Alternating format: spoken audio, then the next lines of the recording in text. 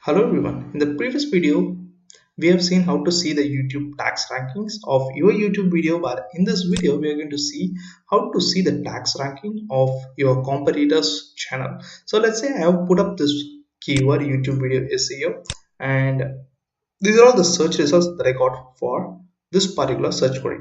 So I want to analyze this particular channel tags and this video rankings. So to do that, just open it in a new tab, and on the left side you can see a video analytics page.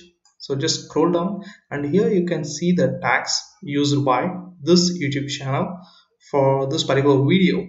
And if you want to know the ranks, just click on this show search rankings.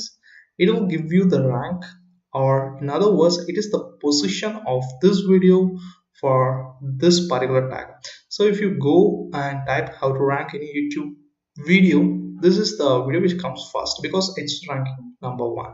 So this is how you can get the competitors tag rankings, and you can just shuffle first 3 or 4 YouTube tags to create your own YouTube video tags. So that's it. I will catch you in the next video.